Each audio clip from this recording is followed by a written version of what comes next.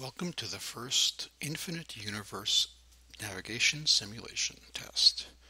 Basically what we're looking at here is every one of these balls is a galaxy.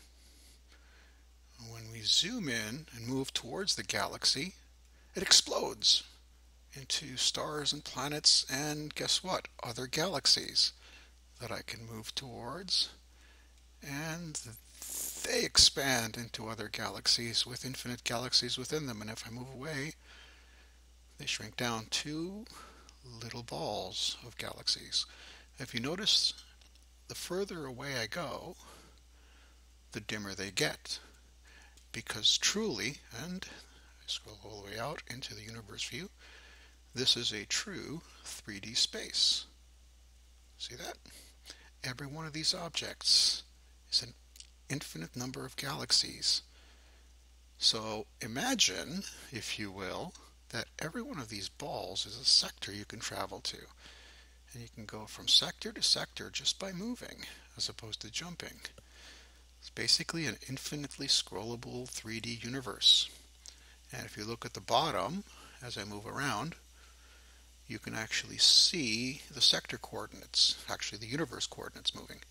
So yes, I have built-in universe coordinates on this. And I can move in, I can move out, very slowly just to show you. And as I move in, if you notice, the neighboring galaxies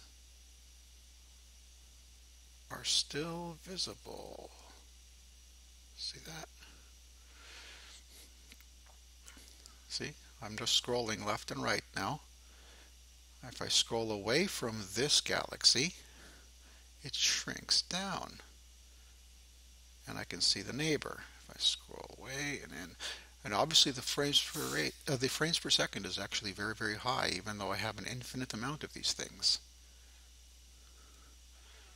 How do I do this, you say? Well, magic. No, actually it's quite easy. It's simple math. So, who needs jump gates to go from sector to sector? You can actually travel infinitely. I have about 500,000 planets in this simulation right now with I think about, I don't know, 20,000, 30,000 galaxies. So it scales well. And the bandwidth is great because if you really look closely, the only things that really move in any view are the things you're focused in on, and some background objects. So I only send coordinate changes from the server to the objects that you're actually physically looking at, and the faraway objects obviously are pretty much stationary. So minimal bandwidth consumption as well, even though I have an infinite universe here. Well, take that, Vega.